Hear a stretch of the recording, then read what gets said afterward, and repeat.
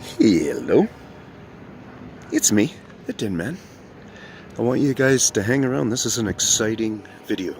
This one is going to blow your mind if you just follow it and go with, okay, I'm going to keep an open mind to this. It's going to blow your mind if you haven't been here. If you're one of my people that have been here for a while, you're going to see a fantastic change. But that change should be making us concerned.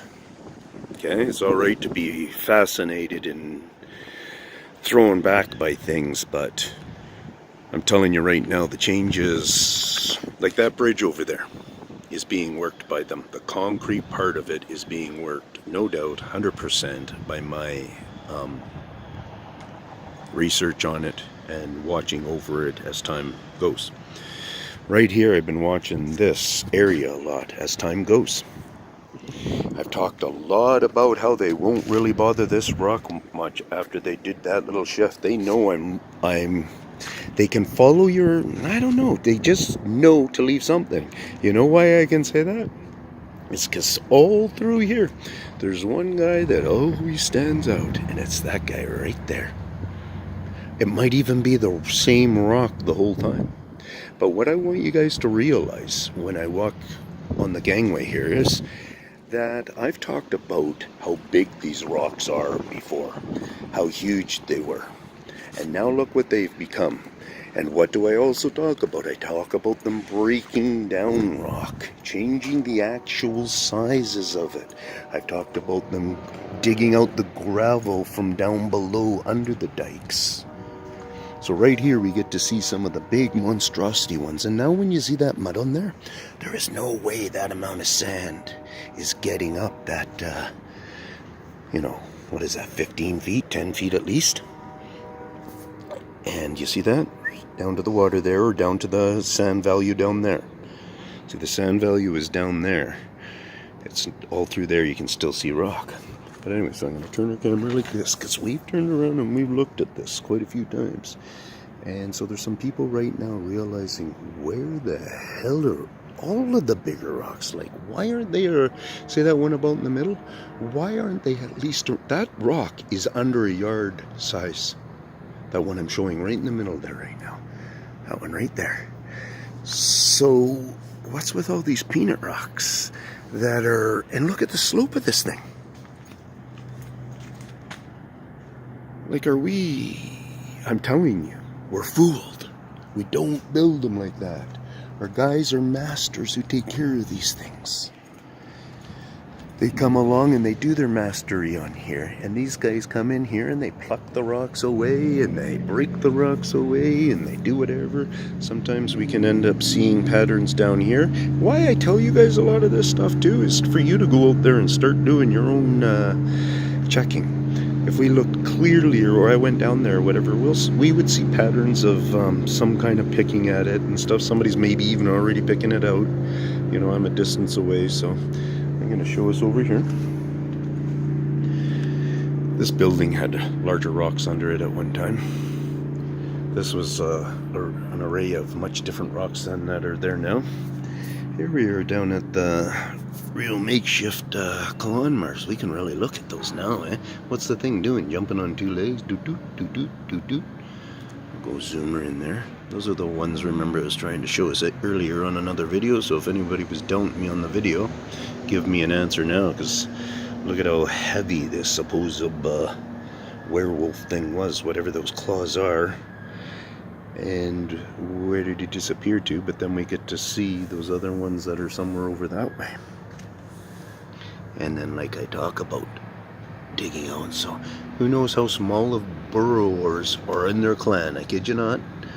There's going to be somebody, I believe, that can do small burrowing or something.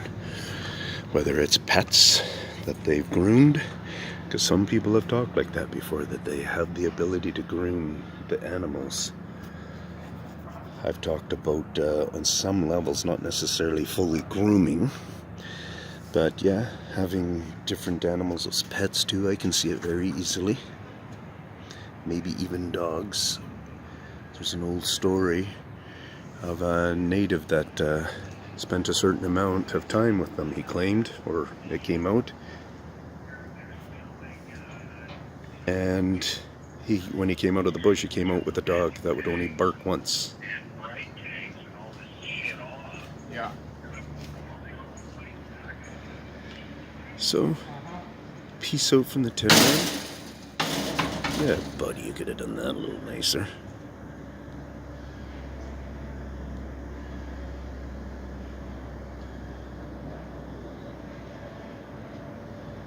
Yeah, they'll be watching us. They'll be watching us from that side and this side. They watch me, no doubt in my mind now.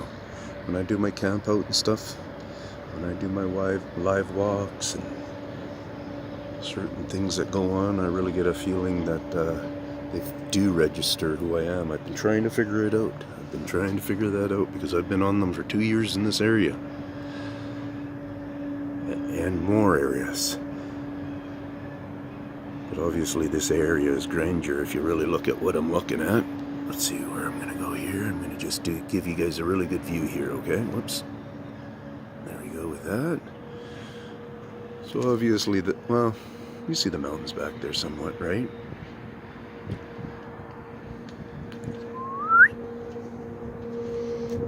And this river goes down to the ocean. How long from here is the trek? 60 miles maybe or something. River going back and forth and stuff. I'm not too sure. But it's up there. And yeah, the tide still affects us here. So I want people to understand. We talk about, there was a chart I seen on Daily Dose of Videos. And it talks about the tide, the water levels of the ocean. And it shows it so much higher. I want to know what that number is, because I'm calling BS on that, because the tide affects us where we stand here. The tide over time should affect us higher here, most likely just from the amount of sediment that has come into the river down this side of the tide. Up here somewhere, the tide doesn't affect us anymore. Here down it affects us. So if that tide chart shows like, it looks like it's showing meters or something, that means that 30 years ago our tide should have been way down there. But no, it's always been in this area that it is affecting somewhere here.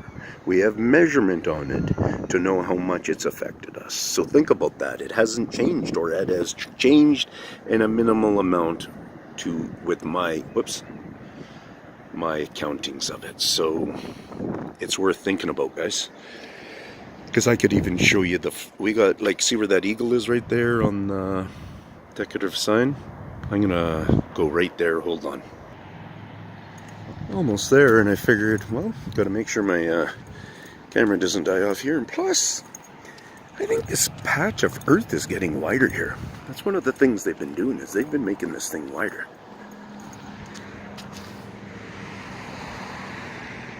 Kind of interesting. All their grass is depleted.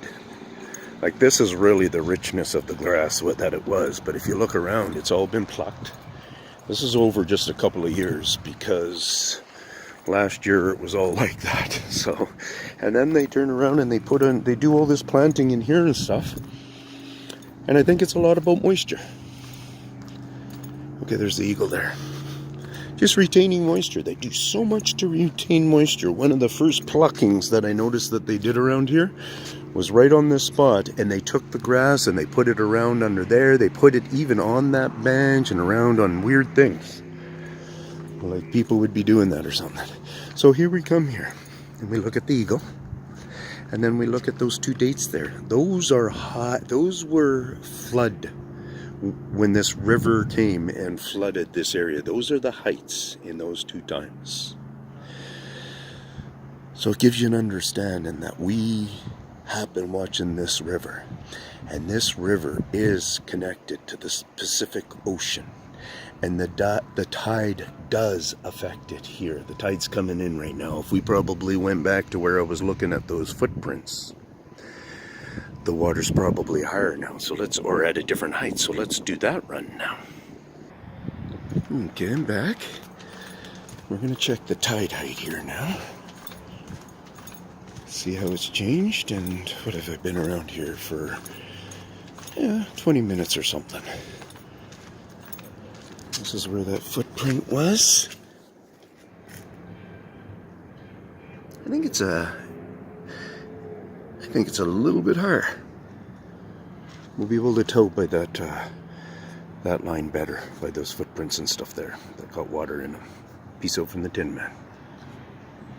Checking to see if the tide comes in to prove a point that the tide is affected here by our ocean, the Pacific Ocean, that is just down this way, 60 miles or so, give or take.